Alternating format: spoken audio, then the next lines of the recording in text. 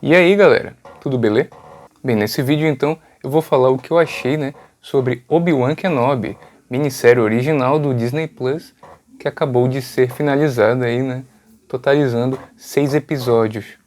Bem, na minha opinião, a série ela começa muito bem, Os 3 primeiros episódios me agradaram bastante, apesar de algumas conveniências de roteiro aqui e ali que eu posso apontar mais à frente, O quarto episódio eu já acho que mostra sinais de cansaço, assim, na história da série. E os 2 primeiros, para mim, terminam com uma conclusão bem agridoce, assim, na minha opinião.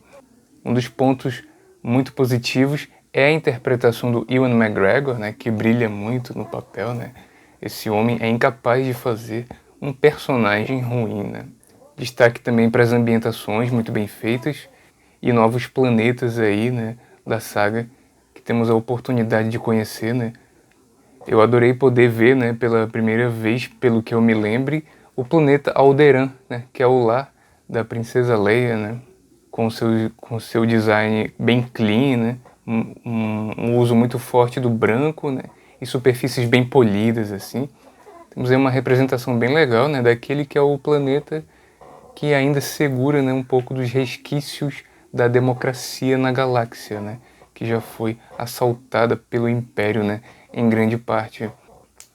O primeiro episódio, já começa muito bem, mostrando, todo o cotidiano passivo e recluso, do nosso querido mestre Obi-Wan, que vive ali como uma pessoa absolutamente comum, totalmente desiludido, diante de tudo que aconteceu nos eventos, da trilogia prequel, até que algo acontece, que faz ele ser chamado à aventura, aquela coisa bem jornada do herói, de você ter uma zona de conforto na qual o protagonista vive e acontecer algo que ele vai se ver tendo que sair da sua zona de conforto, existindo ali a negação do protagonista a princípio, e depois acontece algo que vai fazer ele de vez embarcar nessa aventura, No caso, o Arauto, que chama o Obi-Wan para essa missão de aventura seria o Bail Organa, o senador pai da Leia, Então o primeiro episódio já estabelece ali o conflito central de toda a série,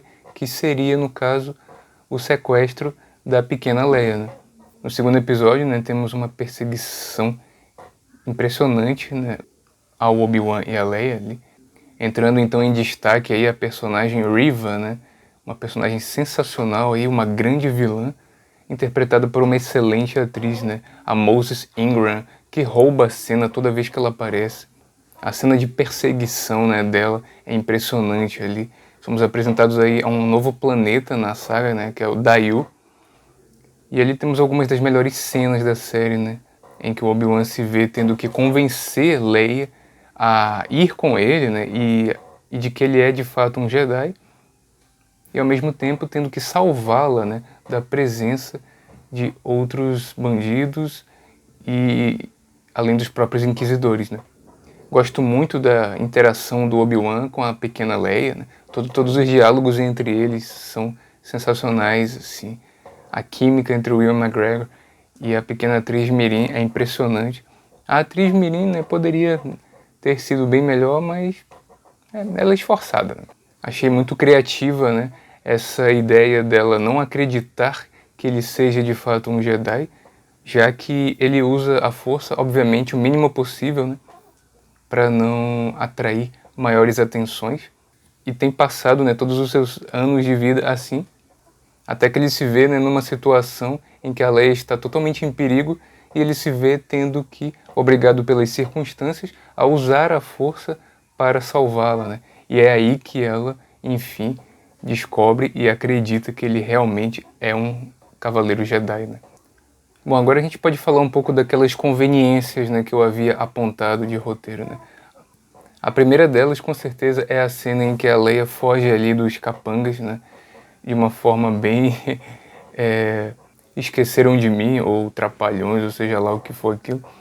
Acho que a cena foi bem mal dirigida, porque dá pra perceber que a atriz Mirim não corre tão rápido assim, e que os capangas tiveram que diminuir o passo intencionalmente, para conseguir dar a sensação de que eles estavam correndo atrás dela, quando na verdade seria muito fácil eles conseguirem alcançar ela, né? Tipo, tem uma cena assim bem nada a ver mesmo. Muito mais uma falha de execução, né, do que de escrita, no caso.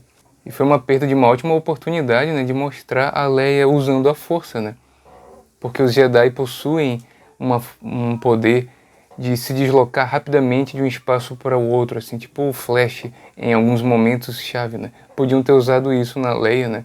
Mostrando que ela é sensível à força. Mas, no entanto, isso não aconteceu, né? Tipo, ela correu normal mesmo. Outra coisa que me chamou a atenção foi como os Stormtroopers que compartilharam aquela van com o Obi-Wan e a Leia não conseguiram reconhecer o rosto do Obi-Wan, né?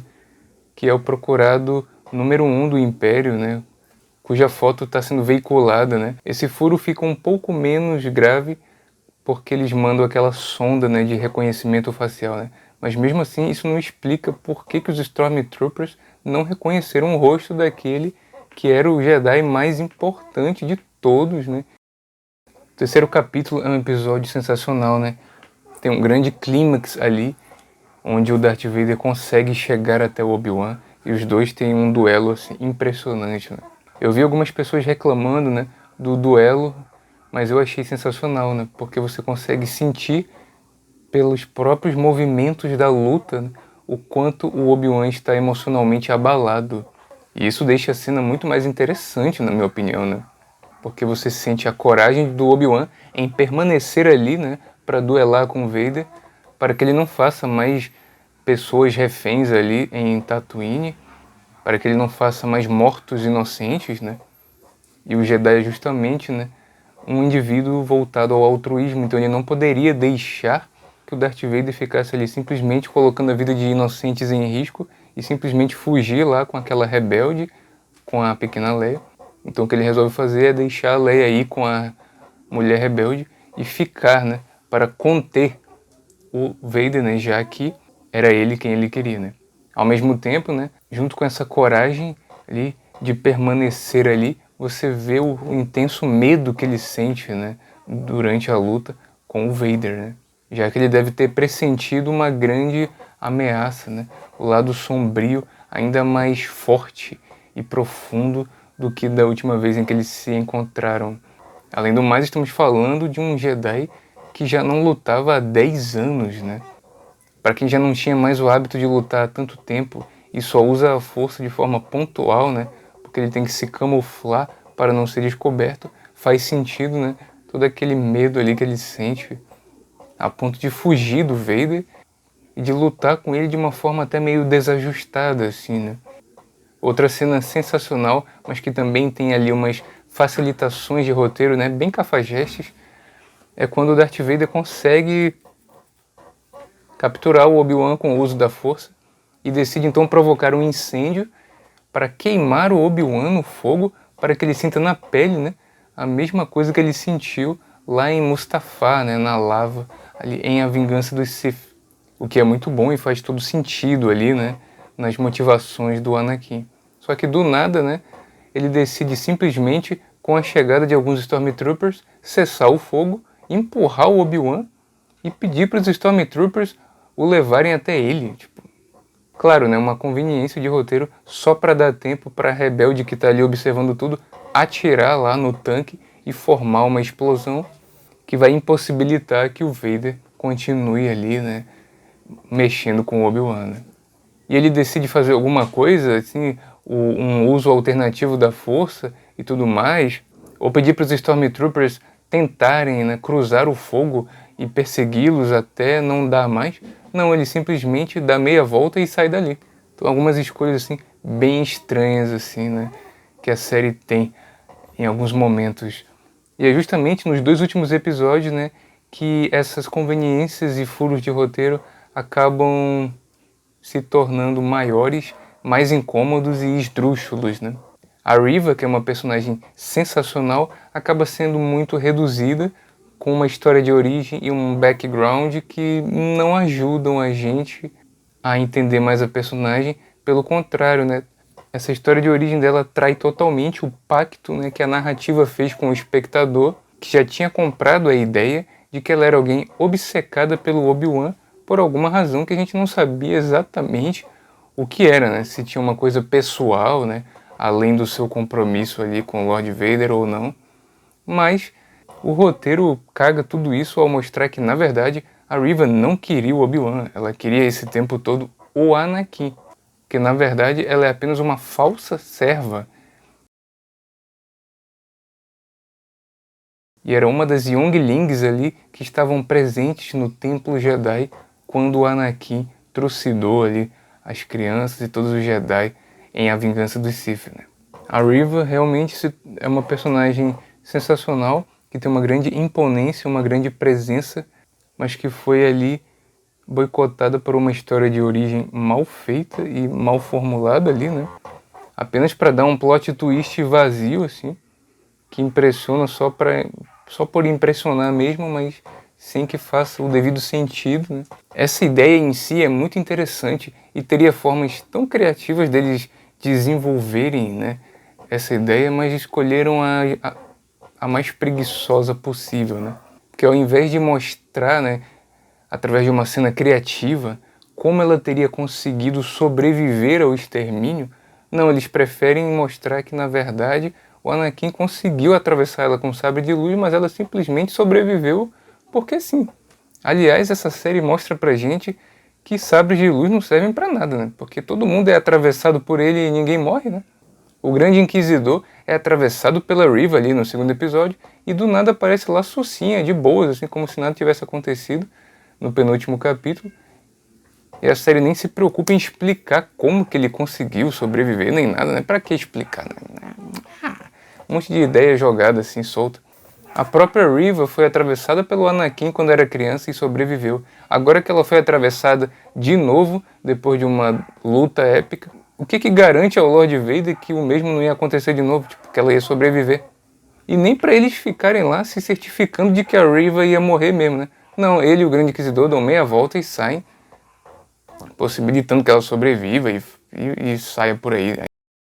Vai ver esses sabres de luz, mano, são feitos de um material mais vagabundo. Você vai ver que é um sabre de luz pirata, né? Sei lá, porque, pelo amor de Deus. Aliás, uma das coisas que eu mais tinha gostado de ver é essa desarmonia entre os inquisidores, né? Mostrando que o ego fala sempre mais alto, né? No lado sombrio, a tal ponto que eles não conseguem nem formar uma equipe sustentável, né? Tipo, porque um sempre quer ser mais do que o outro, né? E fica nessa disputa de egos. Esse negócio de desistir, dar meia volta e sair, parece ser assim um novo clichê, né, de Star Wars, né? E até na luta final entre o Obi-Wan e o Darth Vader, quando o Obi-Wan consegue pela primeira vez em muito tempo ter o Darth Vader nas suas mãos novamente, toda a cena dá a entender que ele estava convencido de que agora ele tinha que matar o Vader, né? Coisa que ele não conseguiu fazer lá em A Vingança do Sith, obviamente. Mas não, quando ele tem o Vader nas suas mãos de novo, ele dá meia volta e sai dali, tipo... Apesar da gente saber, né, que o Darth Vader não ia morrer pelos eventos, né, da trilogia clássica, né, que ainda tem que acontecer, era pra gente ter entendido que o Obi-Wan entendeu que o seu papel era matar o Darth Vader a partir de agora. E por que depois daquele diálogo em que o Vader simplesmente admite que não tem como voltar atrás e ser o Anakin novamente, por que o Obi-Wan não continua lutando até o fim, agora que ele estava totalmente desarmado, né? Deixando o cara livre para continuar sendo o capeta na galáxia. Não dá para entender isso. Por que ele voltou e esperou o Luke crescer para fazer ele querer matar o cara que inclusive é o próprio pai? Se ele teve uma outra chance depois de Mustafar e não fez isso, tipo... Então essa série é cheia dessas inconsistências, né? A começar pelas próprias motivações do próprio Obi-Wan, né? Que são meio confusas, tipo... No primeiro episódio, ele conhece aquele rapaz usuário da força que quer lutar, né, por uma causa, né, por uma revolta ali contra o Império, e o Obi-Wan não dá nem bola pro cara, né? Aí só depois, quando ele viu o cara executado pelo Império, é que inclusive, né, foi o pontapé para ele atender ao chamado do Bail Organa, né, de ir salvar a Leia, né?